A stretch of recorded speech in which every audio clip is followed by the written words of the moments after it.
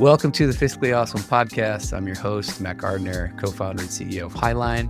Today on the pod, we have Alex Su. Alex got a super fascinating career path, lawyer turned sales leader, turned influencer, and most recently, chief revenue officer at Latitude. So let's get into it. All right, Alex, welcome to the pod, man. It's cool to have you here. Thanks for having me, Matt. It's great to be here. Yeah, you're become a celebrity in the legal tech space. You have this really interesting background, man, beginning as a lawyer and getting into sales and growth and now becoming a growth leader at Latitude. Give us like the 5-minute version of your journey, where you started, why you decided to do something different, and where you are today. I grew up wanting to be a trial lawyer. I wanted to persuade juries, so I went to law school and became a litigator. But what I found was that when you practice law, it's all about doc review and pushing paper, especially if you do litigation at a big firm. So somewhere along the way, I thought, hey, this might not be for me. I might want to do something different. And it was around the time I moved to California. The technology scene was exploding out here in the Bay Area. And I thought, hey, maybe I could take my skills and experience to a different place, like a tech startup. Sales seems cool. Like it seems like you get to talk to people and maybe try to persuade them too. So in a way, I thought maybe I could pretend to be a trial lawyer by doing sales and convincing people to buy the thing I was selling. And I did that for a while. And that turned out to be a good fit for my personality. Over time, I started building all these sales skills, but the hardest part about all of it was, how do I generate new leads without having to do what everyone else does, which is like cold call, traveling to conferences, going to late happy hours, because I was a new dad at the time. And so I started trying out social selling on LinkedIn by posting stuff that I thought lawyers would care about. Because I was selling software to lawyers, I just did that over and over. And then when the pandemic hit, I was just at the right place at the right time. My follower account exploded. Multiple of my things went viral. I started experimenting with this new video app called TikTok, making these skits about lawyers. And so that's how I became well known, Matt. And it was like totally unexpected because I wanted to be a serious trial lawyer originally, but I embraced it. I learned quite a bit about sales and sales management, marketing, all across working at multiple different legal tech startups. And then last year, I was recruited to join Latitude to be the chief revenue officer where I am now. We provide contract attorneys to law firms and legal departments.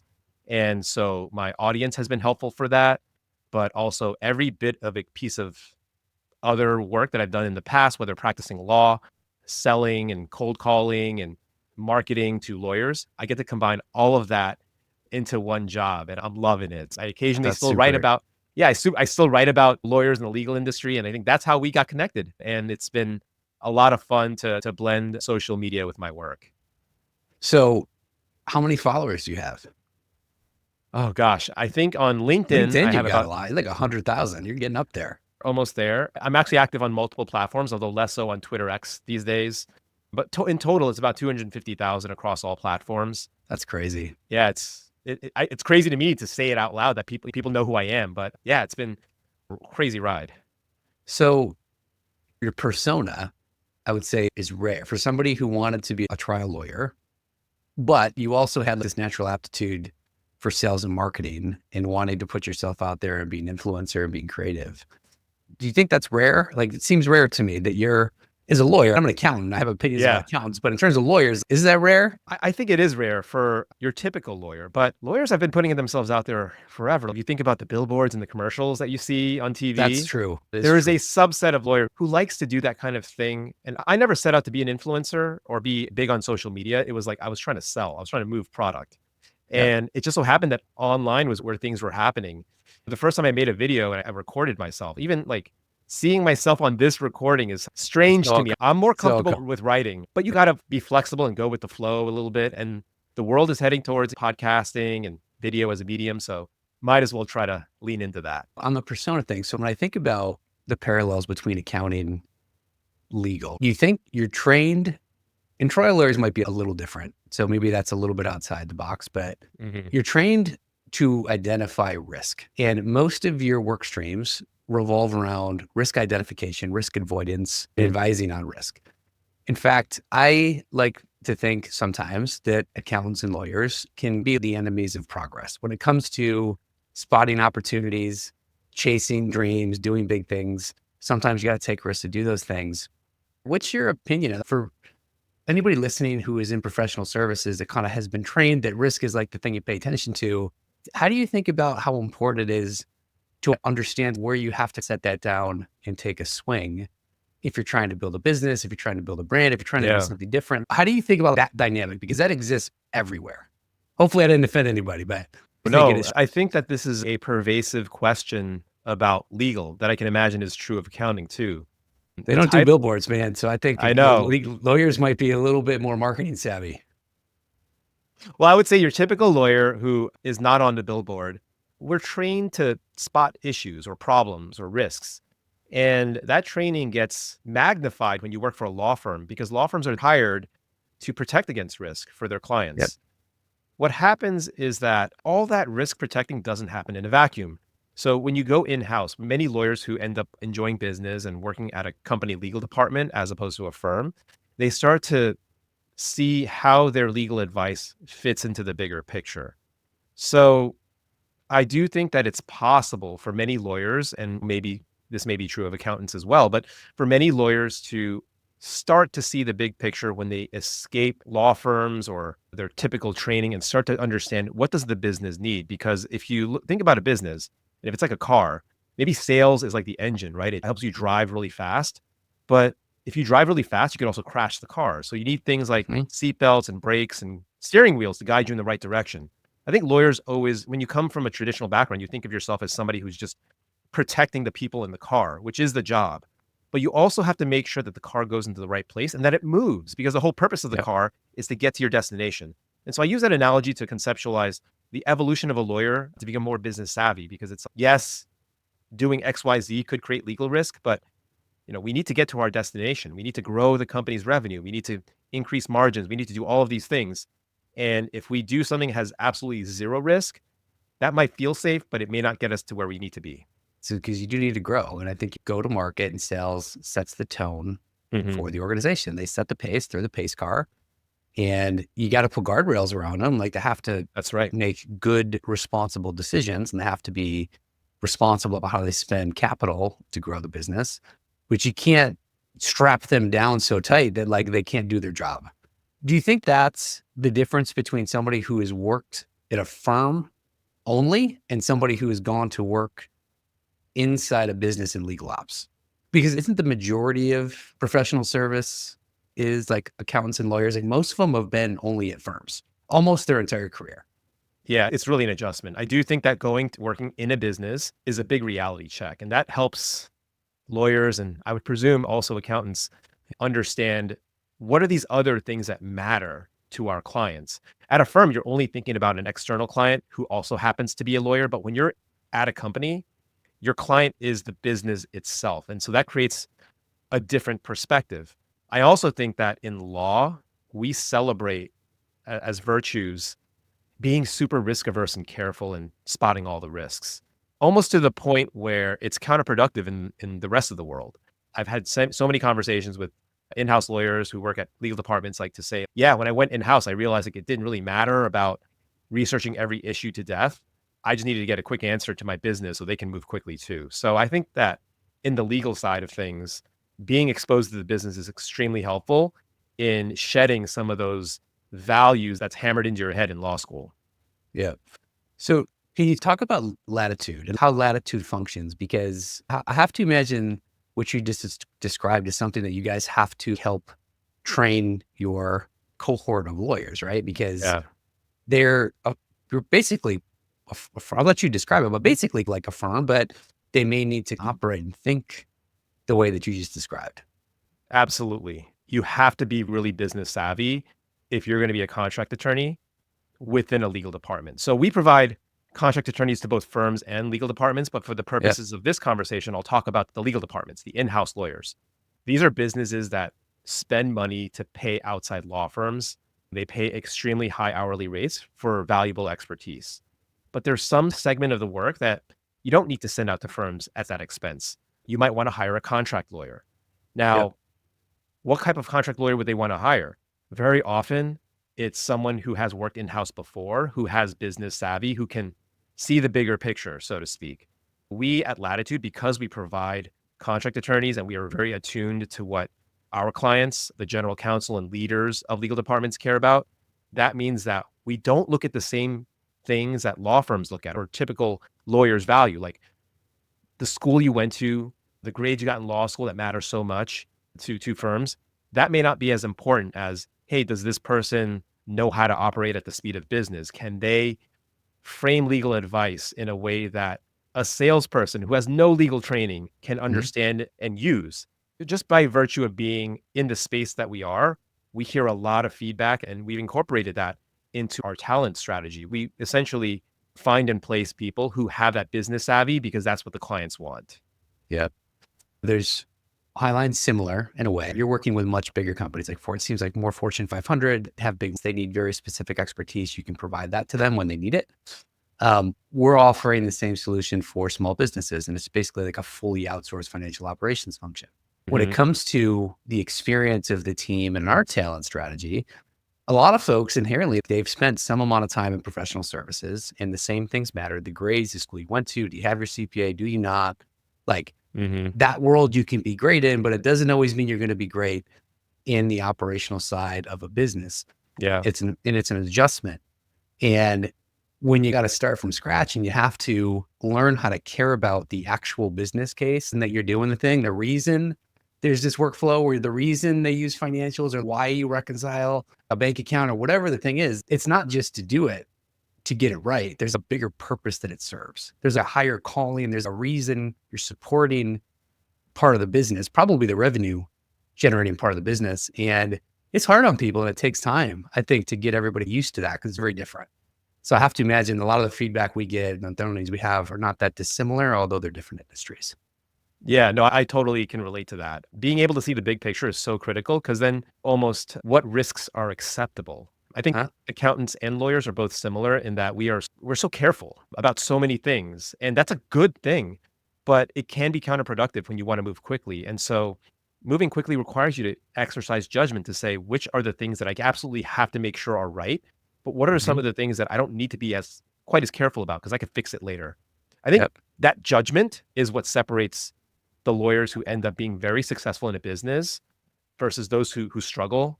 And I wonder Yep. if that's a similar thing is true of Same thing, accountants. man. Accountants. Like you're never going to get, you don't have time to get everything perfect in a business when you're responsible for it 12 months out of the year.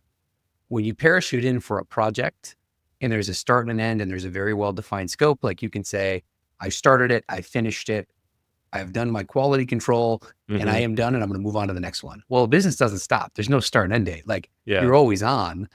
And you just need to make sure that you're supporting the folks in the organization that are relying on what you're doing to make a decision. And as long as you focus your time on the things that you need to make sure that they don't make a bad decision, you're generally going to be okay. And your service is going to be perceived to be valuable.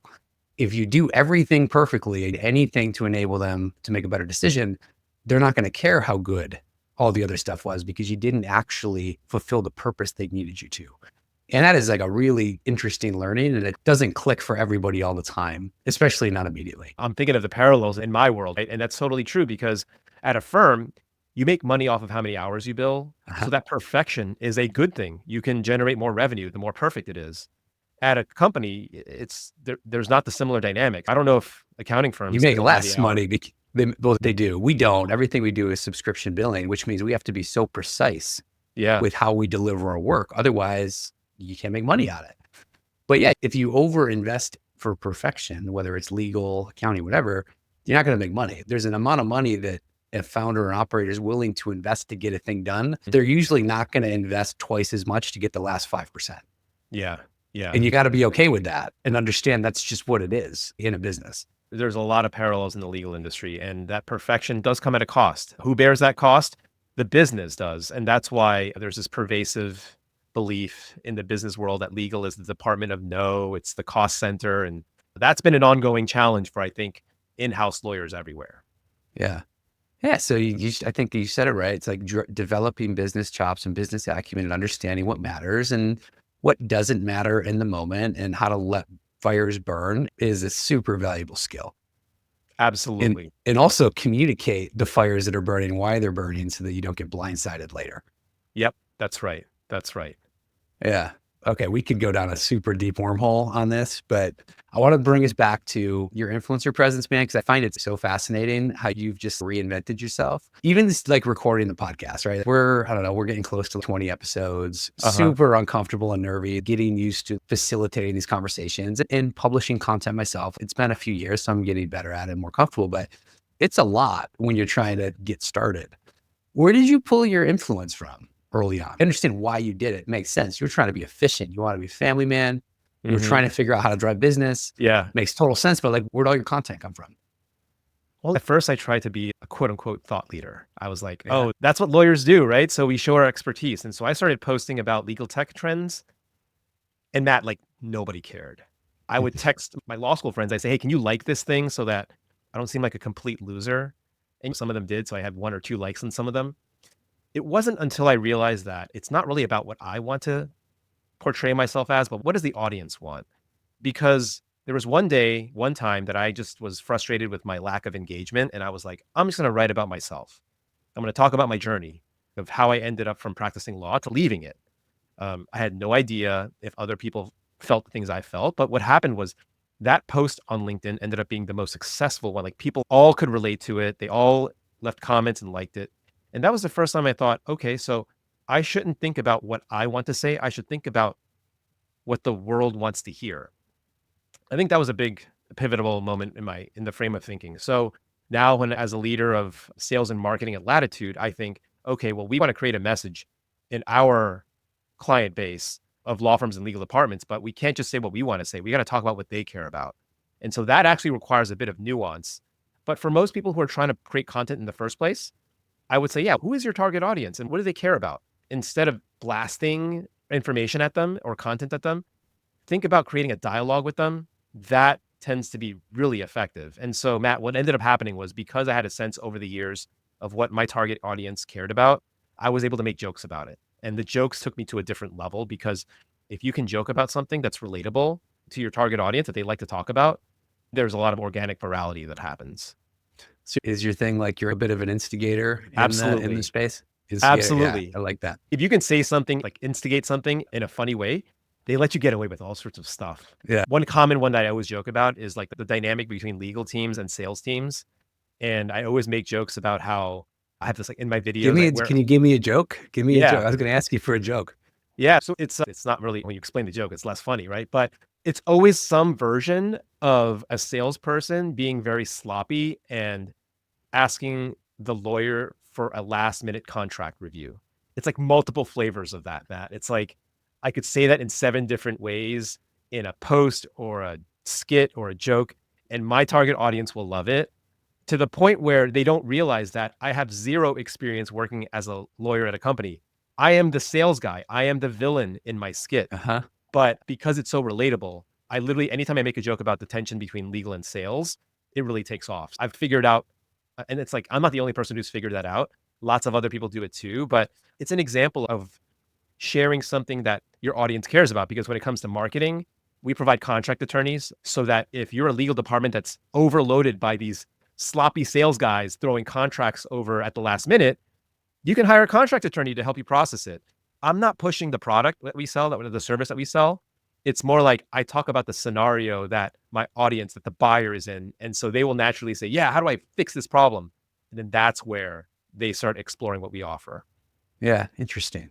So were you a sloppy salesperson when you were in sales, or were you like the favorite salesperson for the legal team? I was the sloppy You were the salesperson. sloppy. Okay. So you This is totally all just were like, I'm done with totally, legal. I'm just going full sale. totally. And that was also why I think I struggled to fit in at a firm because a lot of times I would get these assignments and I'm like, this is 90% good. I think we're all done here. And I would get in trouble, right? I would get all this feedback saying, you got to be more detail oriented.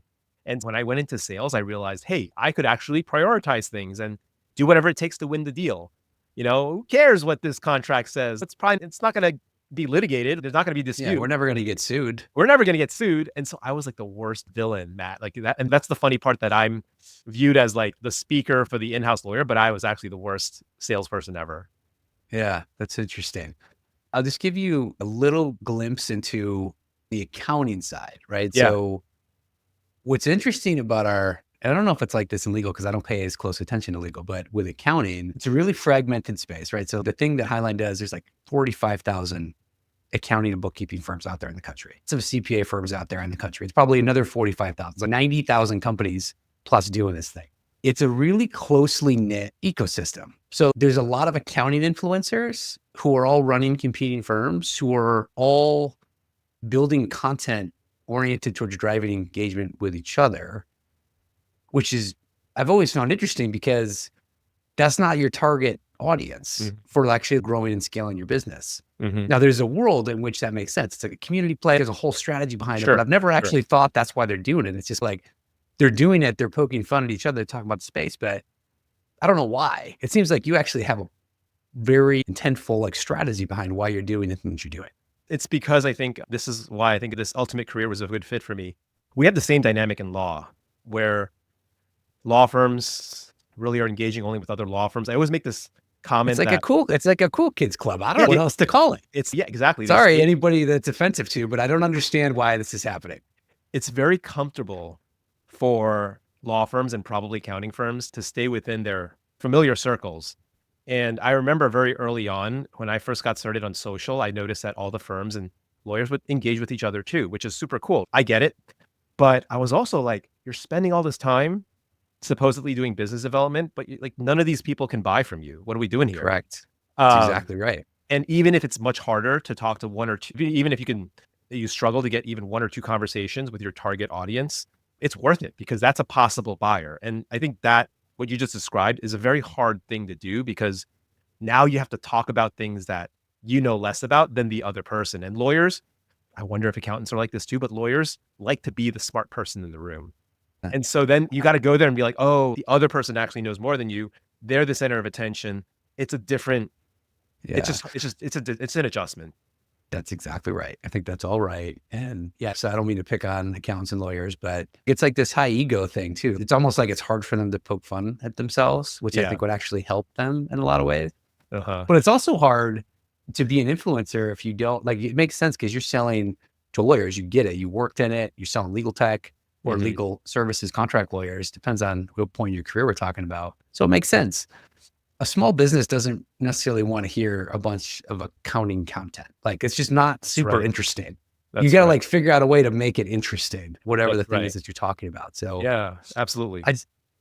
So with all that said, when you think about accountants, lawyers, CFOs, in-house legal, I do think there's value in building a personal brand still. As somebody who's done it well, what advice would you give them how to get started? What's the right way to think about it? Do you think it's valuable? What's your hot take? I do think that you should do it if you feel comfortable with it. Not everyone likes to do social media, and I think that's totally fine. You've got to find your medium. Mine was on the internet. I'm an elder millennial. I grew up on AOL, and so I feel comfortable online. But I have colleagues who were just maybe a little bit older than me who are not digital natives. They're more like in-person people. And there's plenty of people in the legal industry who have done a great job building their personal brands in person. Their colleagues and their friends are all engaging in person. Maybe they're still on Facebook. Maybe that's what they do. But you got to choose what works for you. And what worked for me was just on the internet. So I think it's worthwhile to build for everyone, but you don't have to do it the same exact way I do it or someone else who's successful does it. You just got to find your own path. I think podcasts are a really interesting medium too. Some people are visual video TikTok people. Others are long form audio content like this. There's also other people who like to write. And so there are some platforms or newsletters or things you can take advantage of that are based on the written word. That's very popular among lawyers because we like to write. So I would say figure out the medium that makes the most sense for you, where you feel comfortable, be authentic, always pay attention to what people want versus what you want to say, because that is the big difference maker, in my opinion. That's well said, man. Well, technology's changing so fast. I'm assuming Latitude, you could send contract attorney anywhere in the country if needed to, right? Marketing into every nook and cranny of the country or maybe beyond.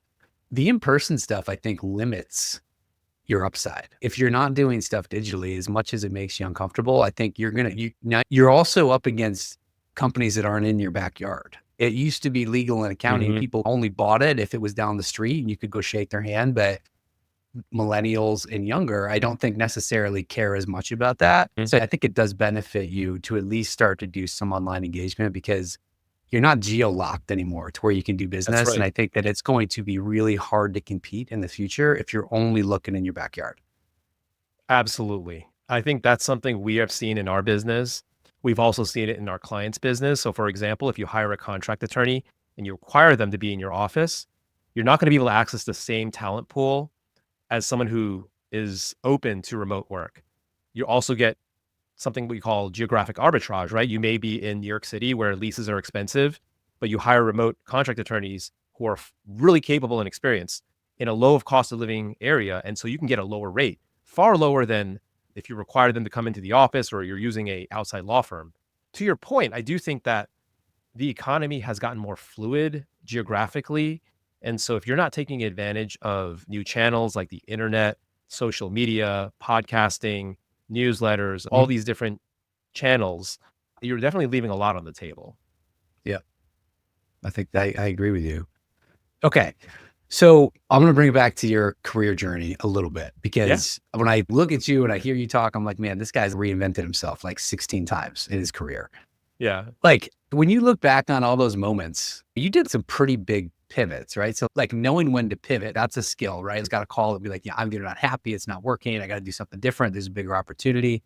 What's your tell? Like, how do you know it's time for you to pick your head up and pivot and to go do something different? I think it's a lot of trial and error. I think over time you do build that judgment and field vision to see what's coming. But in the beginning, Matt, I was like, I just don't like my job. I think I should do something Yep. different. And so I tried multiple things that I didn't tell you early on, right? I said, oh, I pivoted from law to tech, but I actually tried working at a smaller firm, didn't work out. I tried Yep. starting my own firm, didn't work out, ended up moving across the country. And it was at that moment where I felt like I had built up this legal resume and I had thrown it all away. I was like, I'm not successful. My friends are becoming partners at firms. I feel like I'm behind. But because I was in a spot where I had nothing to lose, I was able to continue trying different things. And that's how I ended up stumbling into startup sales, which is where I fit in. And over time, if you get used to that chaos, you can start to see patterns and you can start to see where winds are blowing early on and you can adapt and fit yourself into the right tailwinds. So I do think it takes time to figure out, but for those of you who are listening out there who like might want to make a pivot, I would say try something different. If there's something that you don't like about where you are right now, just start experimenting with something different and see where it takes you because you really never know. Have you ever read the book Who Moved My Cheese? I have, yes. You read it? Yeah. Yeah. That's what it's about, right? It's literally like 20 pages. It's not very long, but Yeah. it's a super basic book. If you're like wondering what that means, what are the tells, what should I be looking for? I think that's like a great book for anybody to read once every couple years because I think it forces you in a very simplistic way to pick your head up and just think about it for a second. I think that's so true. And going back to the difference between the professions and the business world, in the business world, the cheese is moving around all the time. Uh-huh. We have this fiction in the professions where things will stay the same all the time. You look back many decades ago, how did partners at accounting firms build their business? Same thing with law firms. Like people want to emulate what's worked in the past. But in the business world, things are constantly changing. Certainly in the startup world. But when you think about marketing and content, as being someone who's very much involved in creating content, like these channels, they get hot and then they get cold. Yeah. TikTok was so hot when I first got on there. Now it's like fading because of all these regulatory issues with potentially banning the platform. Yep. Sometimes various platforms rise and fall. And so for marketing, you want to be in the right place at the right time. That means you have to constantly be aware of what changes are happening. And that's true for the legal industry too. There are certain things that are happening in our world, the growth of AI, the increasing influence of legal operations, clients pushing back on firms. There's all these dynamics that change. The cheese is constantly moving. So the Yes. better you are at pivoting and being flexible, the better off you'll be, in my biased opinion. Yes. And our whole thing on the podcast is we're trying to help founders, operators be more financially savvy, like start thinking Mhm. a little bit with the finance side of your brain. And you could make a case that every operator should have some amount of legal intuition in terms of assessing risk, et cetera. But I think in terms of the things we've been talking about, knowing when to pivot is actually part of a capital allocation strategy for knowing when to call it, whether it's marketing, as you said, like it's expensive. You do a channel and you start burning human capital and financial capital and it's not Right. working and you're not picking your head up and paying attention. you're going to start, it's just actually, it materializes in your P&L and your cash flow. I That's a think good it's point. super important to learn how to pivot. I think if you haven't pivoted, you probably missed a whole bunch of signals that you probably should have at some point, because I don't think anybody gets away with never pivoting. I totally agree. And if you think about the most successful businesses, and I'm sure you spent a lot of time thinking about this, Matt, but some of these businesses did not start out in the exact thing that they're known for now. I seem to remember Slack did not start off as a chat application. It started off as something completely different. I forget what, but you've got like lots of companies that need to pivot over time. And what's true of individuals is true of companies too. And I think Slack was just like a tool they built to enable collaboration in whatever the actual business was supposed to be. Yeah. And they Yeah. built a business. Yeah. That's exactly right. That's that type of stuff. I think it's super important. So on the professional side, we talked about lawyers, talked about accountants, we talked about the things that we share in terms of commonalities, some of the shortcomings, the good things about it. What are like the good parts of that? The professional services side, like understanding risk. Let's talk about the positive side of where that can create some positive impacts for the business as well. I think companies are always moving very quickly. And so you need to have a countervailing force to that. For legal, the simple answer is you want to move fast, but you don't want to do anything illegal. The more nuanced answer is also that sometimes it helps to slow things down a bit. You actually might achieve your business objectives by thinking through things more slowly rather than just running off to the next shiny thing. Law firms, if you think about the largest and most successful law firms in the country, they don't think in terms of quarters or years. They think in terms of decades and centuries. And so what that also means is that they're very conservative with their clients and they take a long time to build that trust. For example, a startup working with a new customer, like you don't know if that startup will be around tomorrow or in a quarter or two or in a year. But what I think the professions do very well at least in the law firm side is that they build this like huge fountain of trust and make sure that nobody does anything reckless that would blow up the business. So I make a lot of jokes about it, but that is something that I think, Feels worst nightmare, like yeah, slowing them down is the I speed at know. which they move. But it is true. Sometimes you might get to the right answer, but you might have spilled some blood trying to get Yeah, there. And if you just took a breath and you thought about it, it probably would benefit you in some cases. I think so. Yeah. So if you're an accountant, if you're a lawyer and you're hearing this and you're reflecting and you're like, man, am I doing it wrong? Am I thinking about the world the right way? Is there like a different mode that I should be operating from? This is counter to maybe what I've been trained or what my boss is telling me at my firm. What are the things that they could be doing to actually drive growth at this company? Maybe I'm in legal ops. Maybe I have a bunch of clients. How can I contribute to actually driving growth? that's a really hard question because that is the hottest topic right now among leaders of legal departments. As headcount costs money at a company, and sometimes the headcount leads to revenue, sometimes it doesn't. The ones that don't lead to revenue, they're viewed as cost centers. You want to keep those teams as small as possible. And so I think general counsel and chief legal officers recognize that they've got to get aligned with revenue to continue growing their organizations to get the resources they need. How to do that? The simple answer is maybe making contracting more efficient. So not slowing down your sellers.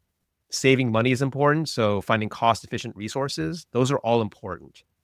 I think though, to help really grow and enable the business, it's so specific to the company. So I'll give you a couple of examples, right?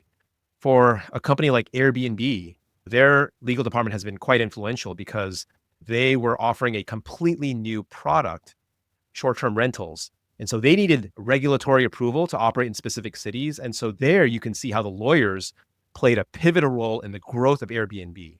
That's very company specific. If you look at other companies, and I can't think of one right off the top of my head, but you may not have the same dynamic. It may be that your company is selling software and lawyers have nothing to do with it. And so all lawyers do is review contracts. I think there it's a lot harder to be an enabler of the business. So for lawyers, I think to some extent, you also need to figure out what's the right type of business I should be in. It's often one has a lot of complex regulations in it or complex laws involved that if it could be solved, that would lead to growth. But I don't think there's a simple answer as simple as like saying you should do X, Y, and Z, and then that will help you grow revenue. It is so specific to the business and Yep. the company's goals at the time. What about where you can add value in process? So like you described, if you're in legal ops, like your sales team is going to be a nightmare and you're going to have to put a saddle on them. You're going to have to figure out, how do I accelerate them? I don't want to slow them down, They got to go grow the business. Like Yeah, maybe there's some process stuff I can do preemptively. Is there things that you can do to try to get creative to make it easier for them to do business with you? absolutely. Technology is one piece of that. You can have, instead of just relying on emailing back and forth, you can have, for example, a contract management system. Another part of it is just developing agreements, service level agreements internally. Okay, we only will review contracts that are above a certain size. Otherwise, we can't review them. You cannot deviate from our standard language.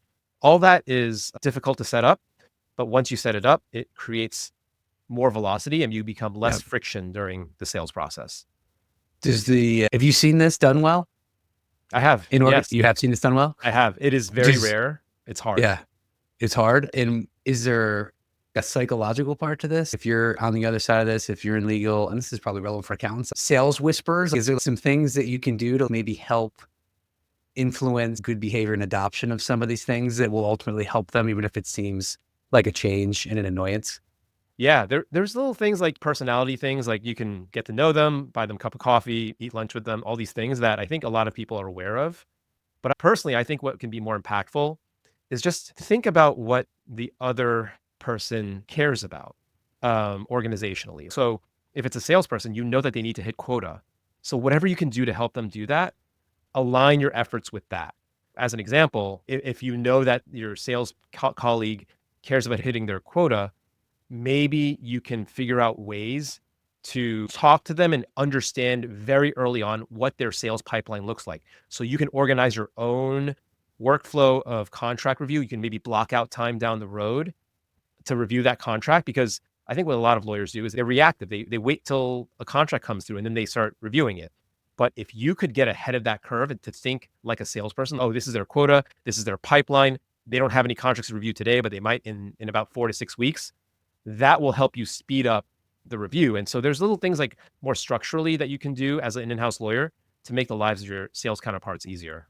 Yeah. And that's a good point. If we're talking sales, they 100% are stressed about quota. I Yeah. can get, they're all stressed about quota all the time. Yeah. So just understanding that, like their world is just very different than yours. Like live or die by quota. You hit your quota, you don't hit your quota. It's pretty black and white. No one's going to look at your contract and tell you if you did a good job, most likely, because Yeah. it's just a different set of responsibilities. But I think that's right. You just got to understand like the role that you play. You can help facilitate that. If they're loosened up, if they feel organized, they're probably going to have somewhat of a higher probability of hitting your quota. That's Like right. you can help that. Do you think that on the internal legal operations that the folks understand the business deep enough all the time, or do they just live in the legal side of it and what their little universe is? Do you feel like there's opportunity for growth there to lean in to understand the full picture more? I do, especially if you're new to the in-house world. You tend to think that your productivity is aligned to how many hours you work because that's how it works at a law firm. Yeah. But I do think that the veterans have a better sense of it. It's just that a large portion of the lawyers working at a company, they haven't made that shift yet. So I think that you're right that there are a lot of lawyers who could stand to learn more about what the business is and how it's operating. Yeah. Accountants, in-house accountants, I think outsourced accountants, it's not a mistake. It's an oversight. Sometimes it just takes some reflection and thinking and trying to put the puzzle pieces together in your mind about what does the company do? How do they make money? How Mhm. do I influence that? What is this thing over here? So I do think sometimes you can get so consumed in some of the work that you fail to see the bigger picture. These are all just ways that I think that you can start to flip the script on the fact that when you go in-house, you are a cost center. Mhm. You're in a firm. What I always liked about being in a firm, or what I like about Hiline, is you're the front guy. You're revenue center. When you're revenue center, it's a very different experience because everything kind of revolves around your efforts. When Mhm. you're a cost center, your energy goes into supporting the lead singer in whatever the thing is, whether you're selling widgets, or you're selling services, or you're selling software. I just think you have to be aware of that, and you kind of have to Yeah. take some ownership and responsibility for carving out your space, business, understand where you can add value, and collaborate. I think cross collaboration is super important too. 100%. 100%. All right, man. What else on the professional side? Lawyers and accountants. What didn't we cover? You want to ask me a question? You want to flip it on me? What do you want to know? Yeah, what have you noticed are there personality traits that make accountants who have been able to bridge the gap and really speak the business's language? that make them successful, or is it something else?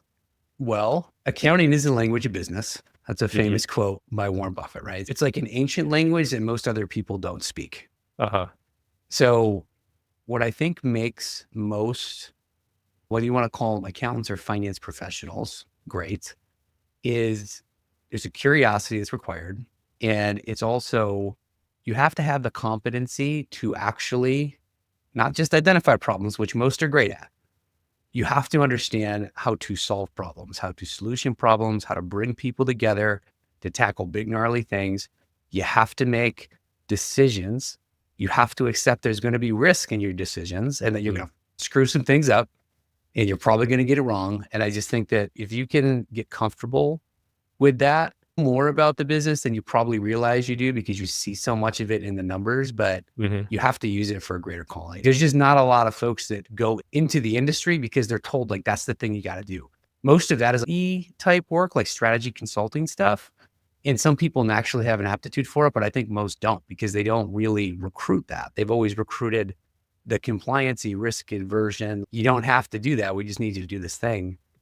And I just think that technology is commoditizing away a lot of that. Like you probably see it at Latitude, right? I don't know how you're using technology and AI, but nobody's going to quote legal code better than a tool in terms of research and stuff like that. This is a really interesting thing happening where there's 20% less accountants than there were 5 years ago. Wow. They're still recruiting and training the same way they did 50 years ago. They're still promoting and rewarding for the same skill sets people had learned 50 years ago. And I don't know that enough people are paying attention to how cool of an opportunity it is and how much scale you can get for yourself with all the tools around you. So I think these are just general curiosity, business skills, natural business acumen, problem solving skills. This is like strategy consulting stuff 101. It's a cool time to be doing it. I just don't think enough people recognize how important that stuff is going to be. Like tomorrow, not even like in 10 years. It's like tomorrow, in today. That's super interesting. It does seem like in both of our worlds, most people don't get it, but a group of people do, and they'll probably be the winners for tomorrow. Be the winners for tomorrow. So, all right, man, you want to have some fun and do some rapid fire questions? Sure. All right. More intense debate, lawyers versus accountants or sales versus legal? Sales versus legal. You think sales versus legal? Yeah. Man, we got to get big enough that we have a legal ops team at Hiline so that I can just sit back and observe what could it be like? Yeah. But I'll have to talk to Jesse about that. I'm sure he's got some opinions. What do you think is scarier, a tax audit or a deposition? That's a good one. Probably tax audit. Tax audit? Yeah. Are you saying, you think you're saying that because you're a lawyer and you know what a deposition is? No, and because audit's like unknown. Tax audit it feels real serious, but a deposition, maybe you're in trouble, but maybe you're just saying stuff that'll get somebody else in trouble, not yourself. So a tax audit seems to be all about you. So yeah. So like, no, you may not hear from anybody for 6 months after you get the letter and then all of a sudden they show up at your door. Yeah. Yeah. I agree. That's probably, it would scare the shit out of me too. All right, man. So you got lots of content out there. Where can people check you out? I would say LinkedIn. Look me up, Alex Sue at Latitude. That funnels into everything else. But yeah, I've been trying to consolidate. And I think that is where most of my energy goes these days. If I do podcasts, if I do other things, I will link it there. For a while, I was making memes and posting them on Twitter and Instagram, less so these days because I'm a little bit busier. But yeah, LinkedIn is the best place to find my stuff. All right. Right on, man. Well, Alex, dude, it's been so great having you on. I think you got great energy. I'd love to continue this conversation. I would like to just talk to you offline more about some of the stuff we're doing on, but we appreciate the time and love to check in sometime down the road, man. Have you back, do it again. Yeah, Matt, thank you for having me on the show. This was a lot of fun. All right, man. Well, it's good meeting you and we'll talk to you soon. Have a good rest of the day.